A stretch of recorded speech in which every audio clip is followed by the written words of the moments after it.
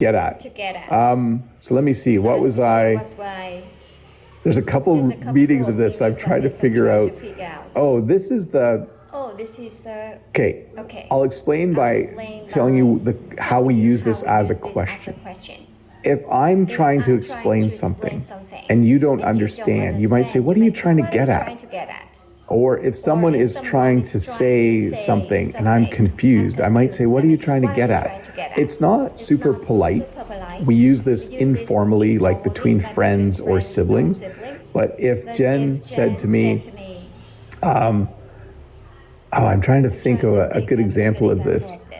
It's like when you say something, but you're not super clear and you hope the person understands what you mean. What are you trying to get at? Let's see.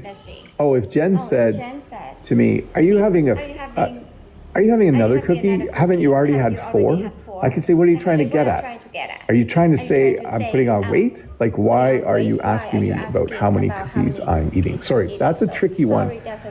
You might need to look that one up. And it has other meanings. Like, you can remove a lid to get at what's inside. So probably more meanings than just that.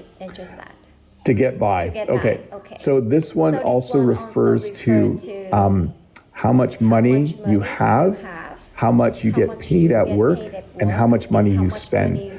Sometimes you just have enough money to get by. Maybe your car is old and a bit rusty, but you can't afford a new car, but you do have a car because you have enough money to get by. If I made $1,000 a month and my expenses were $1,000 a month, I would say I have just enough money to get by. I don't have extra money.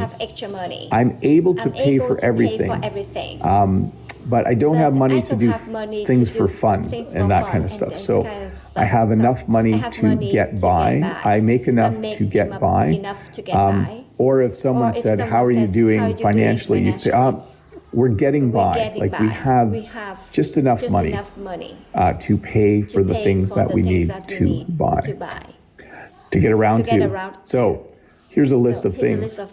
I'm probably going to start on number 1, but I'm not going to get around to the last one until tomorrow. When you get around to something, it means that's when you will be able to do it, okay? If you bring your car to get fixed, the mechanic might say, we aren't going to get around to fixing your car until tomorrow. We're not going to get around to doing that until later.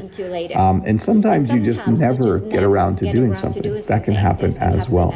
So, again, when you get around to doing something, it's when you are going to do it. To get in, to get out. These are really easy. You need to get in your car. You need to get out of your car. Hopefully you can tell the difference with these two pictures.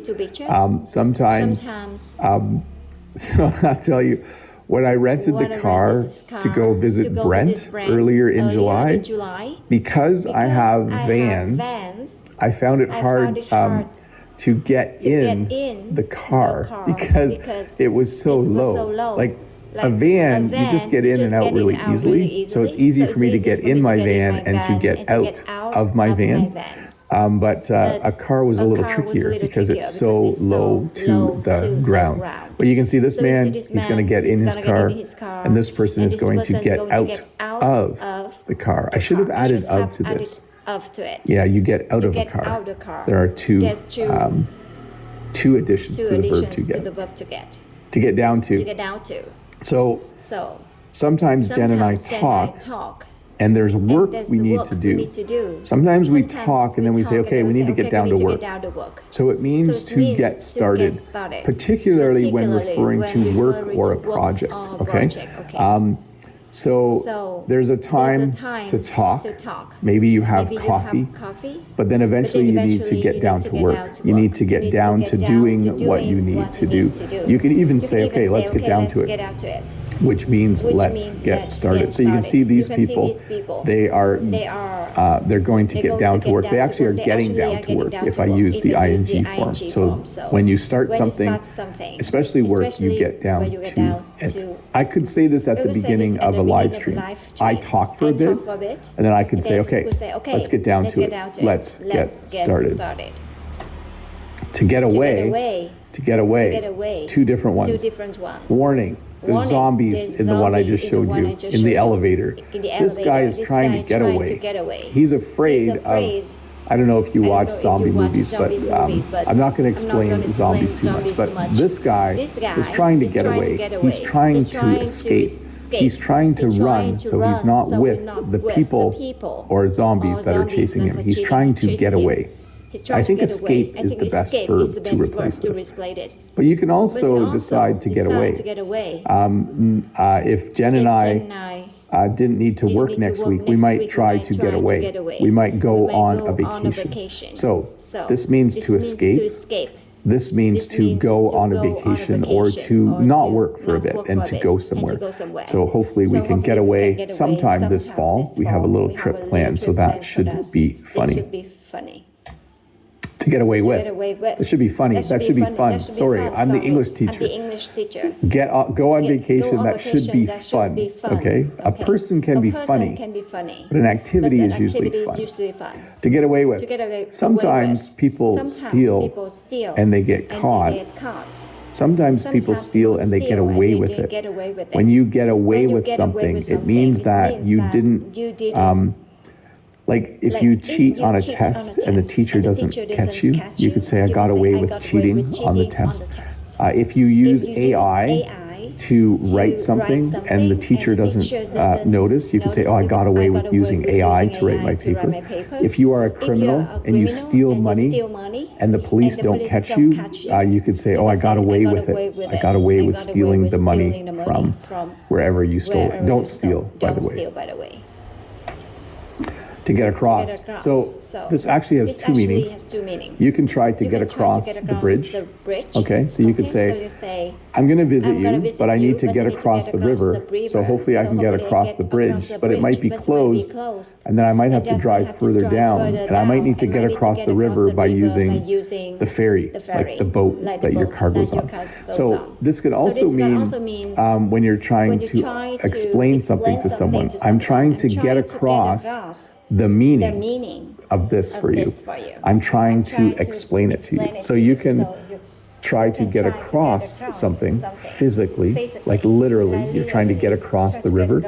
Or when you're explaining something, you're trying to get the meaning across to someone. So let me give you two example sentences. I need to get across the river in order to get to the United States. There's a river between Canada and the United States. I need to get across the river. I would do that by going across the bridge.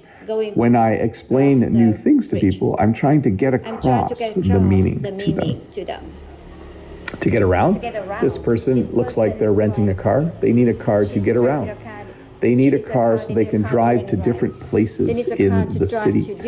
When I went to visit Brent, I had a rental car so that I could get around.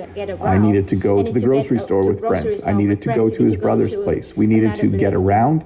We needed a way to go from place to place. So to get around means to go from place to place. If you rent a car, you can get around easily because you can drive whenever you want to. So we also use get for emotions and feelings and those kinds of things. Like if you, let me see what makes people angry. If you don't put the lid back on the peanut butter jar, Dad might get angry. If you run into my car, I might get angry. You might get angry when someone says something mean to you. So we use it for things like angry. We don't really use it for happy or sad. Like you can get sad. No, we do use it for sad. You can get sad if someone tells you sad news. I wouldn't use it for happy though. I'm not sure why. But you can definitely get angry. Like people get angry all the time. Sometimes when people are driving, they get angry at each other. We use phrases like this as well, like it's going to get really warm today, or I might get cold tonight, so I'm going to bring a sweater. So you can, when you're experiencing things like hot and cold, you can get sweaty, you can get hot, you can get cold. Yeah, we definitely use it for those expressions. I'm trying to think of any other ones, but my brain's not working as well as it did at the beginning of the lesson. And then you can get home. At the end of a trip, it's nice to get home. So as you can see, these are not all phrasal verbs. We have a lot of different ways to use the verb get. So I know for me, if I go away, I usually, if I leave for 4 days, by day 3, I can't wait to get home. I just want to get home. So simply, it means to arrive at home. I'm sure this man is very happy to get home. He doesn't look very happy though, does he? Maybe he's sad to get home. I'm not sure. But it's always nice to get home after a long trip.